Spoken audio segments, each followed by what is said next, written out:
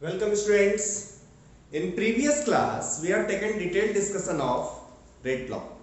Till now हम लोगों ने rate of appearance, rate of disappearance, rate of reaction, उसके mathematical expression कैसे लिखते हैं, उसके बाद previous class में हम लोगों ने rate law पे detailed study किया था.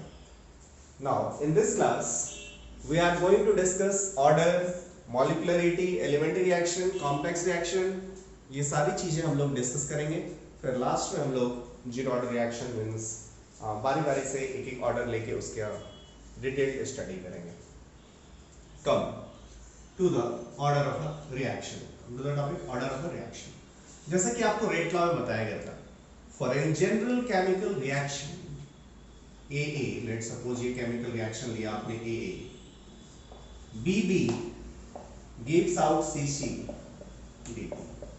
This is a general reaction where A, B, C, D are stoichiometric coefficient. A, capital B, capital C and capital D are क्या बोलोगे? Capital A, capital B, capital C ये सब क्या है? Substance है. Okay. Now experimentally हम नहीं जानते कि आप देख के लिख पाओगे नहीं, ऑब्वियसली नहीं. एक्सपेरिमेंटली हमने ये देखा था कि rate of the reaction concentration के कुछ पावर के प्रोपोर्शनल है. Concentration of A raised to the power x है, where x may or may not be equal to A. x may or may not be equal to A इस type के लिए reaction के लिए होता है, आगे हम लोग फील करेंगे. Rate is also directly proportional to concentration of B raised to the power y. x and y may or may not equals to A and B. तो आपको ये बताया गया था कि rate is K concentration of A raised to the power x, B raised to the power y, where K is rate constant or velocity constant or specific rate constant. ये बताया गया था. x and y, x को क्या बोलोगे? x को आपने बोला था order with respect to A. x को आपने क्या बोला था? order with respect to A. y को आपने क्या बोला था? order with respect to B. कोई दिक्कत नहीं आता. x is order with respect to A and y is order with respect to B. Okay. Now यदि आपको ओवरऑल ऑर्डर बोलना है तो x प्लस y को आपने बोला था दिस इज ओवरऑल ऑर्डर. ये बोला था ना. मीन्स आपको यदि कहा गया कि ऑर्डर को डिफाइन कीजिए, देन आप डेफिनेशन क्या दोगे? रेट लॉ में रेट लॉ एक्सप्रेशन देख रहे हैं. This is the rate law expression जिसमें कि रेट ऑफ रिएक्शन को ऐसे लिखा गया है. रेट लॉ में ये ऑब्वियसली रेट का यहां पे एक्सप्रेशन क्या है? रेट को ये भी लिख सकते हैं. रेट यहां पे क्या? -1/a dA/dt, और d के टर्म्स में क्या लिख सकते हैं? -dV/dt. ये सब इक्वेट, ये सब इसके इक्वल. ये रेट लॉ के एक्सप्रेशन जो पावर है, sum of the power of concentration terms को हम लोग क्या बोलेंगे? हम लोग ऑर्डर बोलेंगे. So order of any chemical reaction, order of any chemical reaction को डिफाइन करना है तो हम लोग ऐसे ही करेंगे. तो लिखेंगे definition. The sum of powers, the sum of powers of the concentration of the reactants, the sum of the powers of the concentration, the sum of the powers of the concentration of the reactants in the rate law expression, in the rate law expression is called order of the reaction, is called order of the reaction. Okay. अब पिछले दिन questions में आपको देखा था 1/2 b लाया था हम लोगों ने. सो ऑर्डर क्या क्या हो सकता है? जीरो हो सकता है, एक्सपेरिमेंटल है. तो ऑर्डर मींस कुछ भी हो सकता है. जीरो भी हो सकता है, पॉजिटिव भी हो सकता है, नेगेटिव भी हो सकता है. नेक्स्ट पॉइंट लिखेंगे. Order of any chemical reaction can be zero or positive or negative or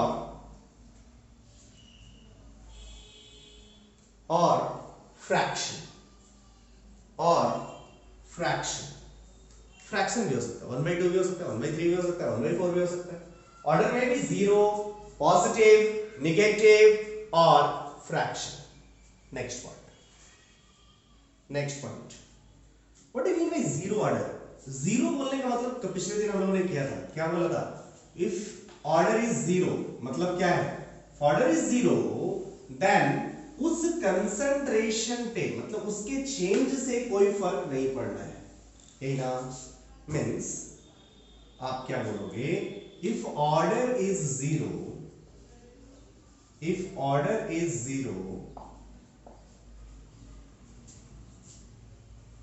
it means that rate is independent of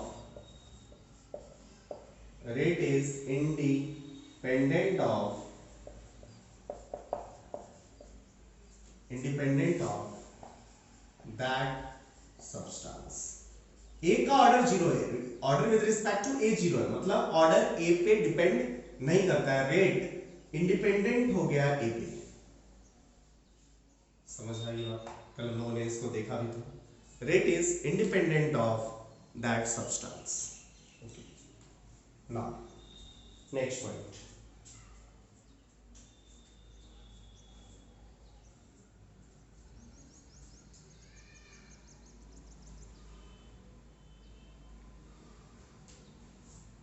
Order of the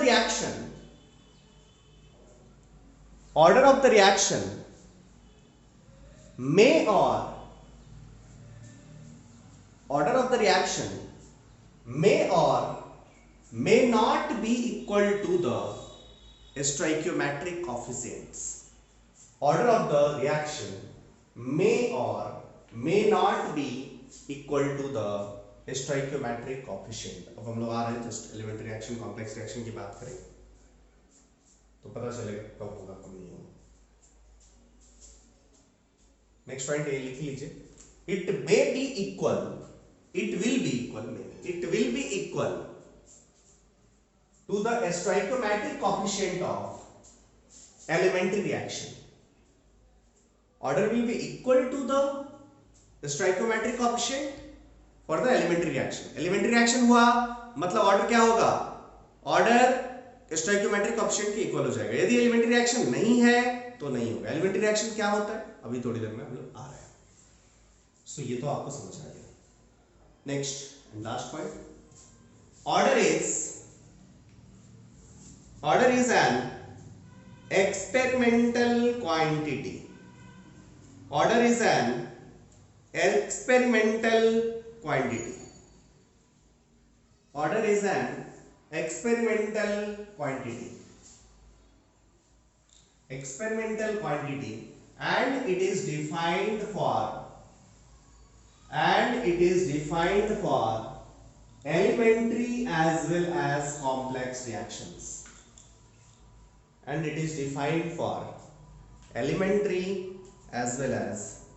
Complex reactions.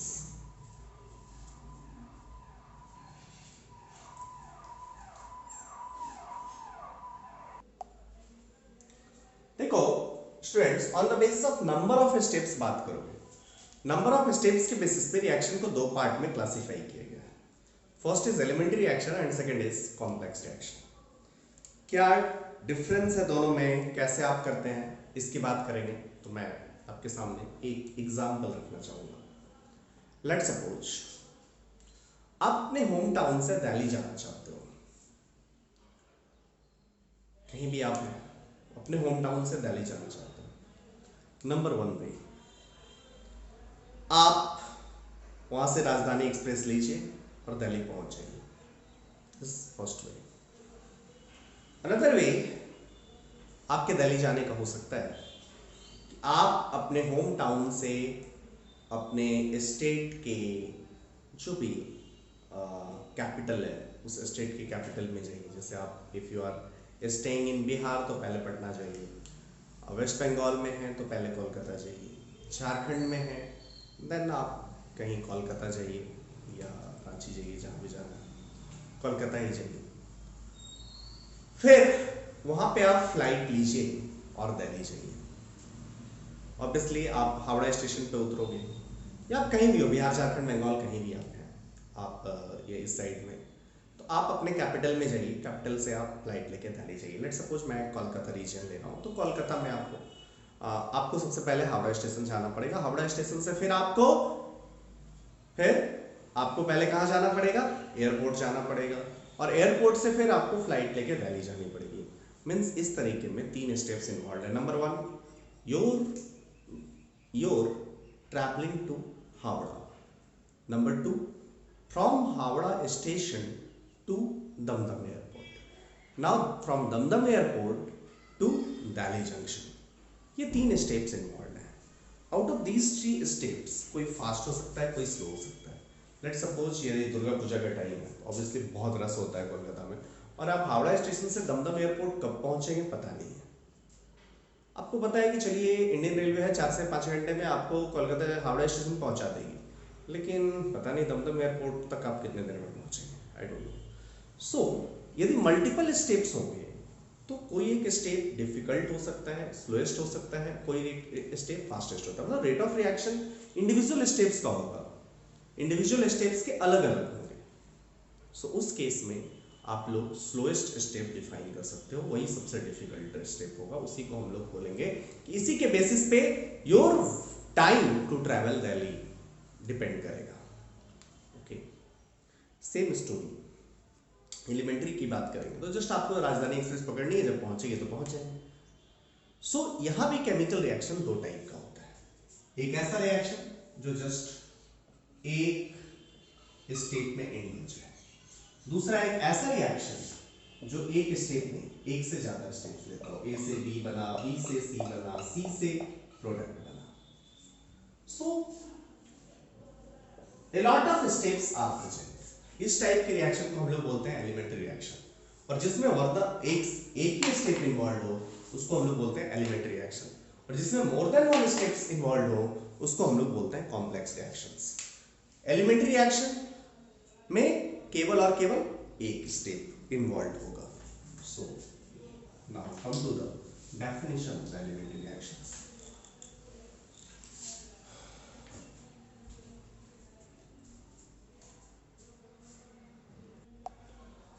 Okay students, now we can write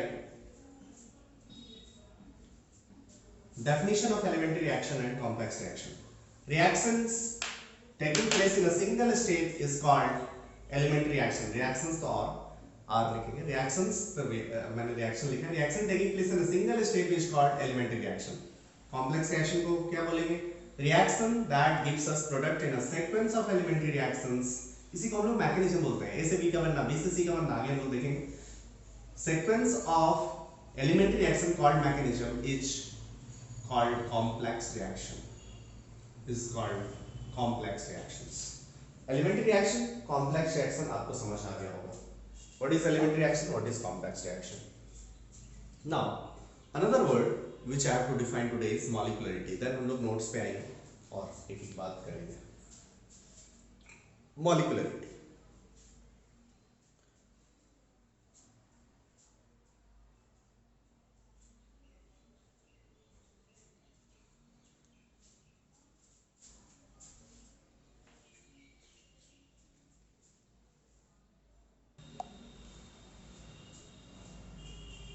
Okay students, now we are going to define molecularity. आपने रोहित शेट्टी की movie देखी है? बहुत देखे हम। उनका ना car का जो टकराने वाला होता है, और रोहित शेट्टी की मूवी की एक खासियत होती है, क्या? कार का खूब कोलाइड करवाते हैं।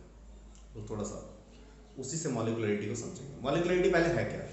एलिमेंट्री रिएक्शन आपने समझ लिया। एलिमेंट्री रिएक्शन में जितना मॉलिक्यूल्स, जितना एटम्स और मॉलिक्यूल्स और ions, the number of reacting species, atoms, ions और मॉलिक्यूल्स जो एलिमेंट्री रिएक्शन में कोलाइड कर रहा है, व्हिच मस्ट कोलाइड साइमल्टेनियसली।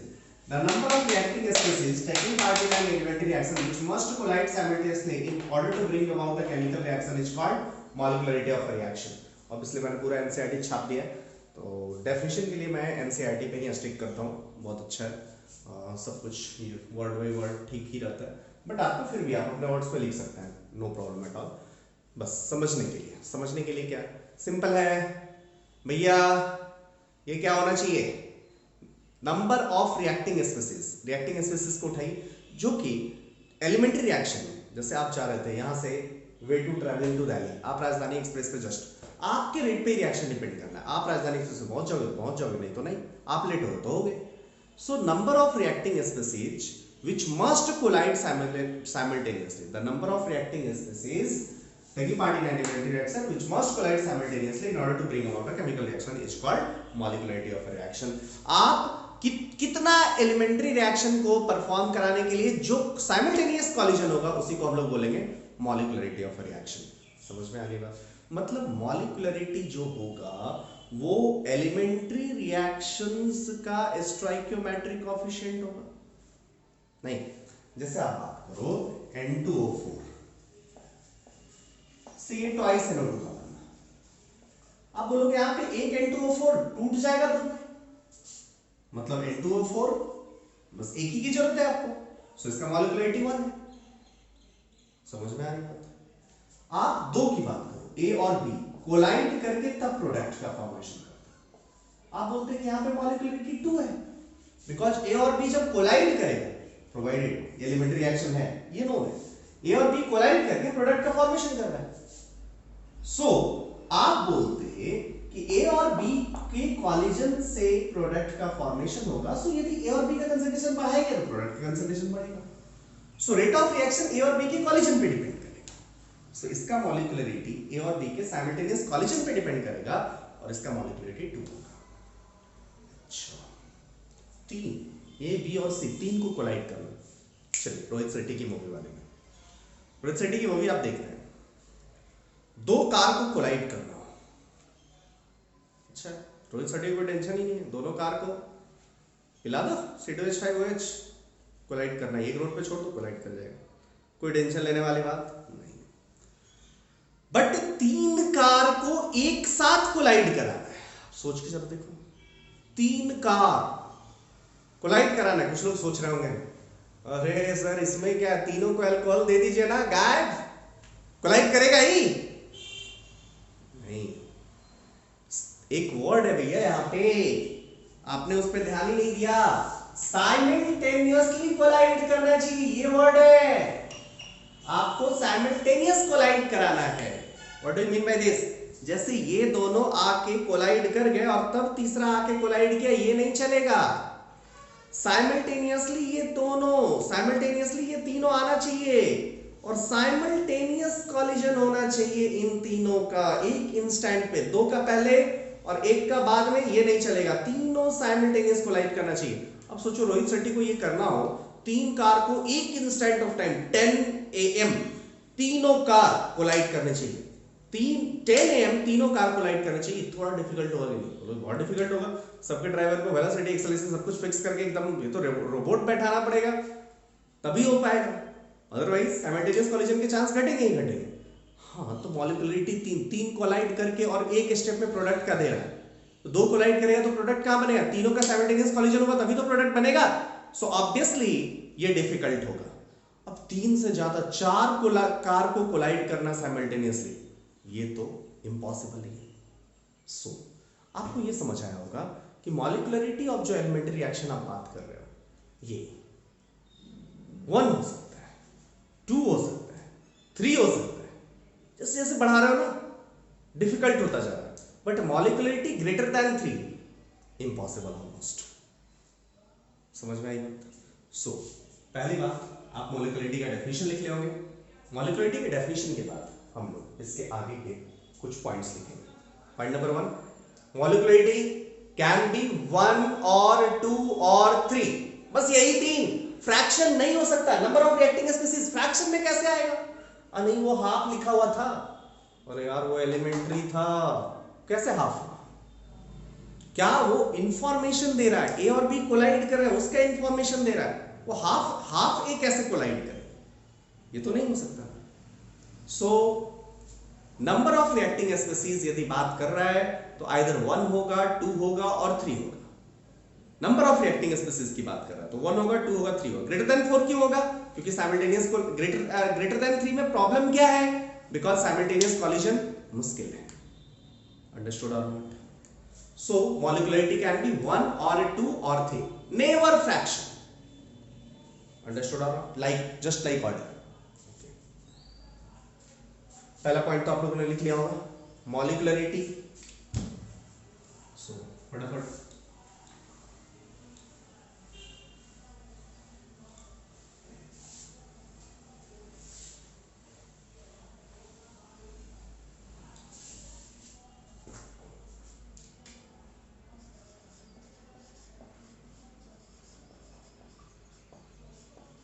मॉलिक्युलरिटी क्या हो सकता है?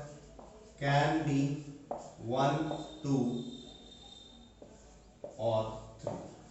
Greater than 3 is rare. समझ में आएगा? मॉलिक्युलरिटी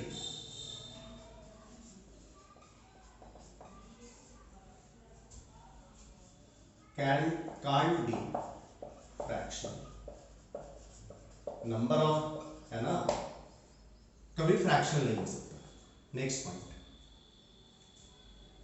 अच्छा एक बात बताइए, मॉलिक्युलरिटी में आगे आपको लिखा हुआ था एलिमेंट्री रिएक्शन अंडरलाइन था, मतलब मॉलिक्युलरिटी इज डिफाइंड ओनली फॉर, जरा सोच के देखो, ए बी सी डी, ए से डी, ए से प्रोडक्ट बनाने में ये मल्टीपल स्टेप्स हो रहे हैं।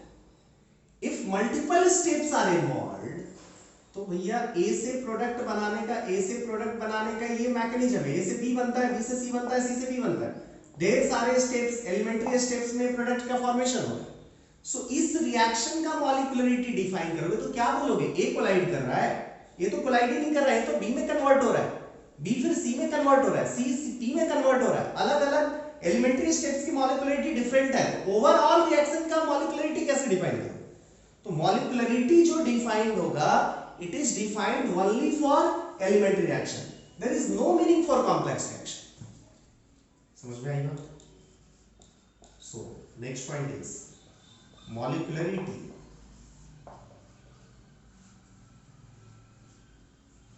is defined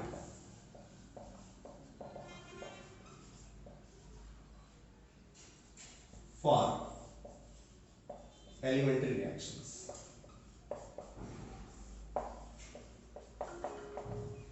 अब बोलो कॉम्प्लेक्स रिएक्शन के इंडिविजुअल स्टेप्स के लिए डिफाइन कर सकते हैं क्या? बिल्कुल।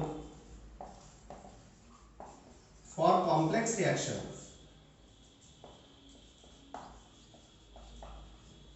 There is no meaning, there is no meaning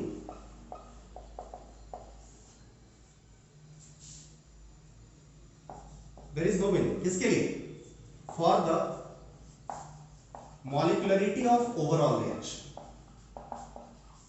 Molecularity of overall reaction यदि मैं बोलूं तो उसका कोई मीनिंग ही नहीं है।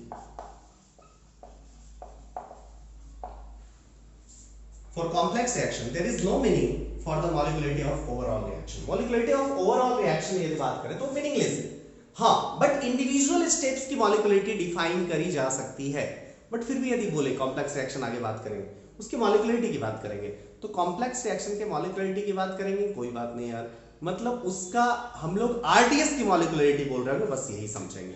आगे यदि मॉलिक्युलरिटी ऑफ कॉम्प्लेक्स रिएक्शन बोला गया है, मतलब कॉम्प्लेक्स रिएक्शन के रेट डिटरमाइनिंग स्टेप और स्लोएस्ट स्टेप की मॉलिक्युलरिटी दिया गया है, बोला गया।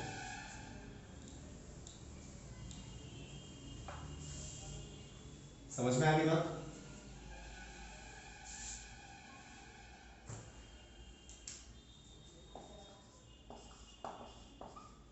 For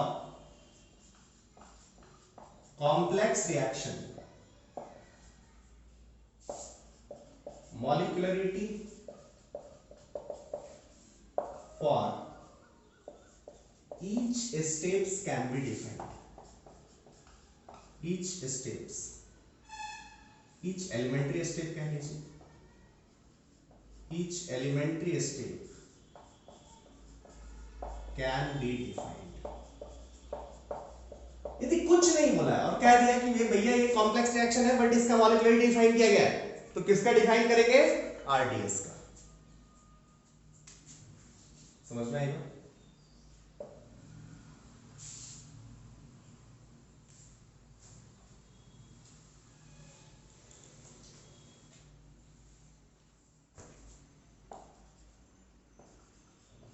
molecularity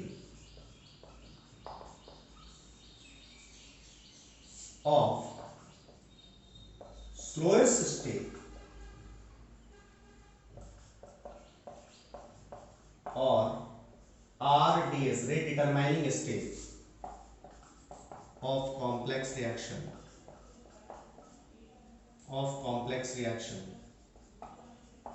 can be defined। जब हर स्टेप का डिफाइन कर सकते हैं, लेकिन कुछ नहीं बोले तो बस यही समझना है। यदि बोल ही दे SN1 unimolecular elementary reaction, unimolecular elementary reaction ये कॉम्प्लेक्स रिएक्शन होता है, बस इसकी मॉलिक्यूलरिटी डिफाइन कर जाती है 1, मतलब ये क्या है? आरडीएस की मॉलिक्यूलरिटी है। समझ में आएगा? अच्छा, मॉलिक्यूलरिटी 1 2 3 के बेसिस पे, मतलब यूनिमॉलिक्यूलर, बायमॉलिक्यूलर, ट्राइमॉलिक्यूलर, मैं आ रहा हूं इसको भी सारा एग्जांपल्स आपको दे देता हूं। सो ये समझ आ गया होगा मॉलिक्यूलरिटी के बारे में।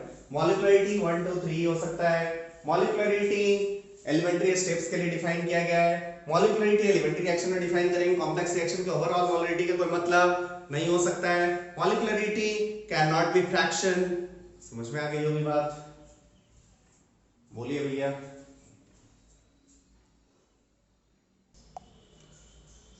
नाउ माय डियर स्टूडेंट्स, जरा थोड़ा सोचो, क्या सोचना है। जैसे मैंने बात किया NH4NO2 से यूनिमॉलिक्यूलर, मॉलिक्यूलरिटी 1 है, तो NH4NO2 नहीं, अभी क्या लेता है? N2O4 लिया था, चलिए यही ले लीजिए। N2O4 है, ट्वाइस NO2 फॉर्म कर रहा है। This is unimolecular reaction. अब यदि ये यूनिमॉलिक्यूलर रिएक्शन है और आप N2O4 का कंसंट्रेशन चेंज करते हो, you are changing the concentration of N2O4। यदि N2O4 के कंसंट्रेशन को बढ़ाते हो तो what about rate of reaction? यदि इसकी रेट ऑफ रिएक्शन डिफाइन करनी होगी, अब जरा पहले सोचो, छोड़ो एक्सपेरिमेंटल थिंग्स। आपको पता है N2O4 टूटता है, ट्वाइस NO2 बनाता है। एक रूम लीजिए, एक क्लोज्ड कंटेनर लीजिए, पहले इसमें आप 100 मॉलिक्यूल्स ऑफ N2O4 डालिए, तो N2O4 के ट्वाइस NO2 का बनना।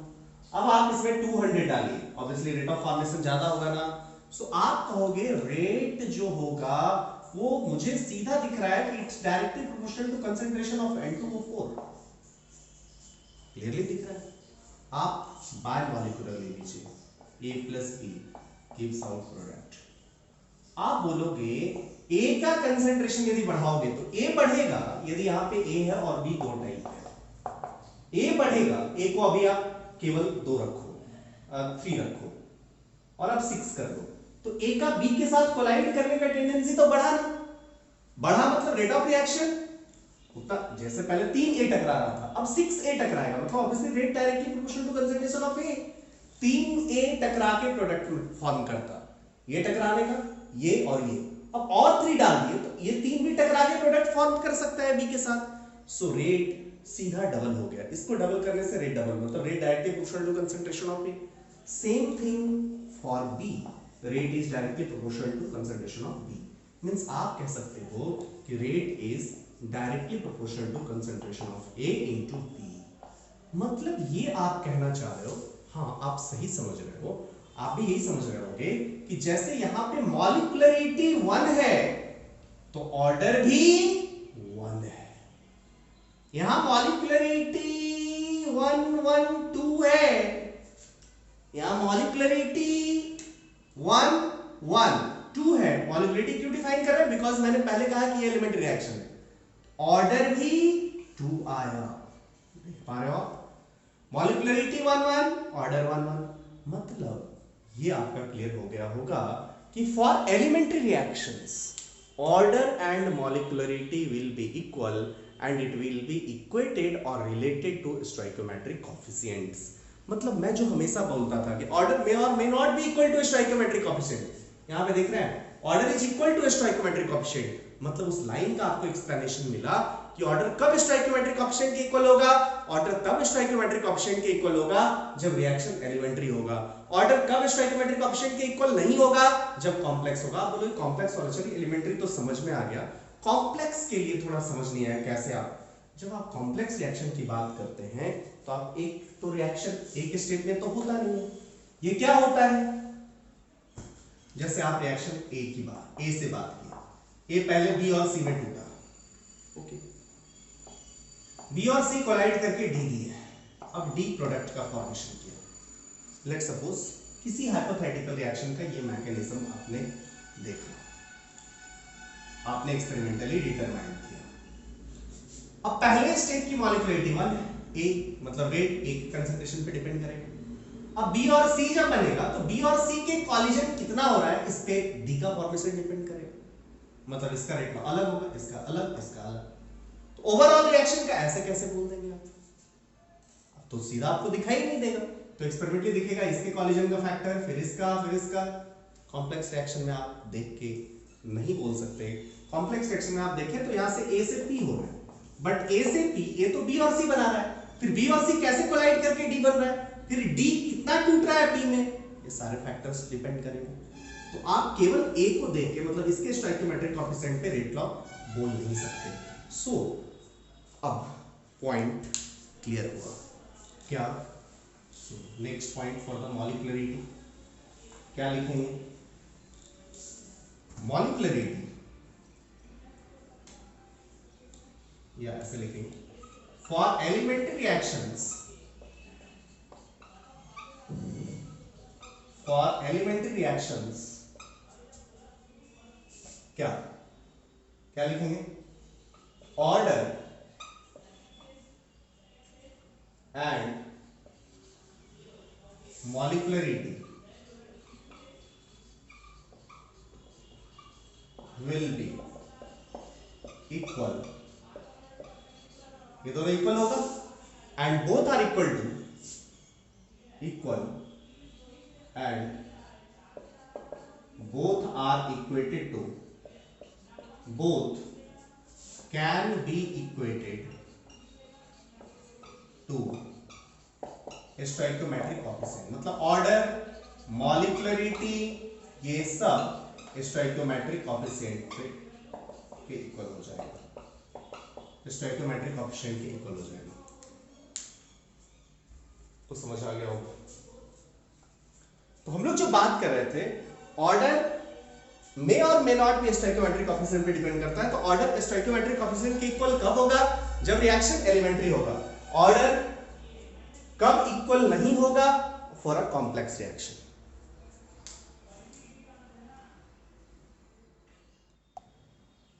Students, now come to this question. Zero order reaction is always elementary reaction. Always, option B is always complex reaction. Option C is maybe elementary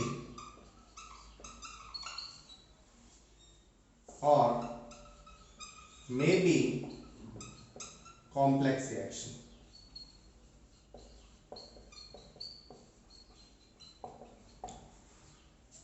Option D, can't predict.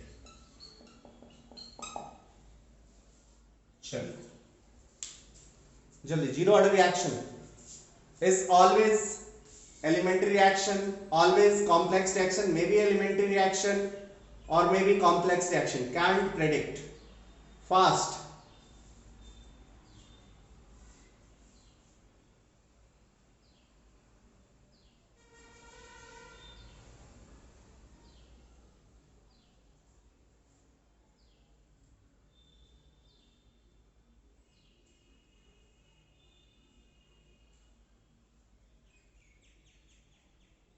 क्या लग रहा है students, zero order reaction है, क्या लग रहा है? Elementary reaction होगा या कॉम्प्लेक्स रिएक्शन होगा? आप बोलोगे molecularity for elementary reaction, let's suppose zero order is elementary reaction. तो अभी आपने पढ़ा था ना कि एलिमेंट्री रिएक्शन यदि हुआ तो यदि एलिमेंट्री रिएक्शन हुआ तो ऑर्डर और मॉलिक्युलरिटी इक्वल हो जाएगा, और यदि ऑर्डर और मॉलिक्युलरिटी इक्वल हो गया तो आपने ये भी पढ़ा कि मॉलिक्युलरिटी कभी भी जीरो नहीं हो सकता। सो ये पॉइंट तो कभी नहीं हो सकता। सो ये भी गया और ये गया तो ये भी गया, मे भी एलिमेंट्री, मे भी एलिमेंट्री तो कभी हो ही नहीं सकता यार।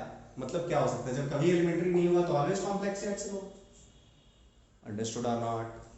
मतलब जीरो ऑर्डर रिएक्शन हुआ तो ऑलवेज कॉम्प्लेक्स रिएक्शन, कभी भी एलिमेंट्री रिएक्शन होने का कोई चांस है ही नहीं। So you can write next note, note देके लिखेंगे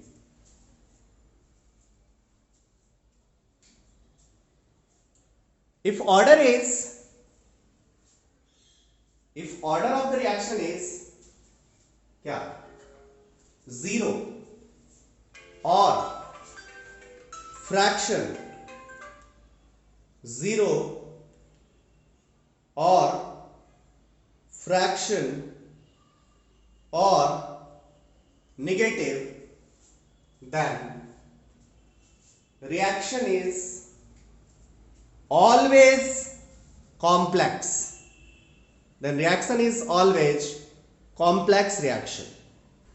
Okay students, now heading डालिए unimolecular reaction. What is unimolecular reaction? इसको बोले मतलब नेक्स्ट नोट में कंटिन्यू कर लो। Second note, unimolecular reaction, reactions having molecularity 1, reactions having molecularity 1 is called as unimolecular reactions. unimolecular reaction किसको बोलेंगे? reactions having molecularity 1 is called unimolecular reactions. next point, examples, example लिख लीजिए। Example कौन सा? O3 से O2 plus O का बनना यूनिमॉलिक्युलर है, NH4 देख रहे हो ना, सबकी मॉलिक्युलरिटी, सबके मॉलिक्युलरिटी है, स्टोइकियोमेट्रिक कोएफिशिएंट सब जगह 1 दिख रहा है। These are the examples of the unimolecular reactions. Next,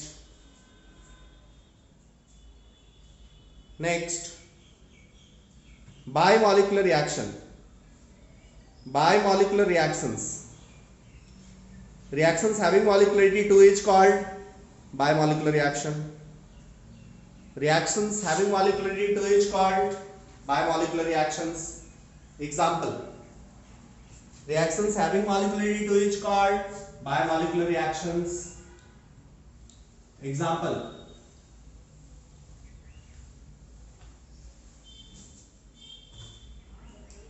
twice HI ले लीजिए, gives out H2 gaseous plus I2 gaseous, ये क्या हो जाएगा?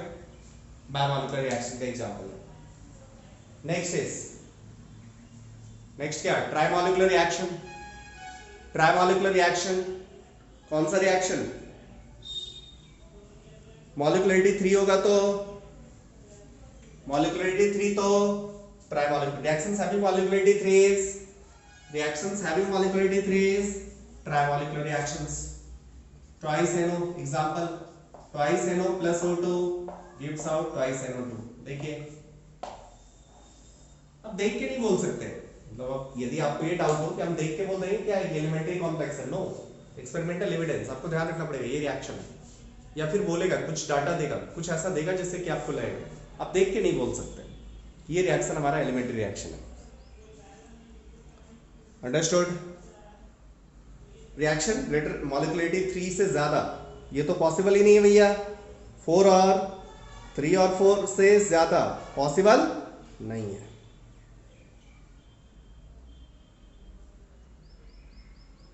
Okay, so students, we have discussed order, molecularity, elementary reaction, complex reaction till now.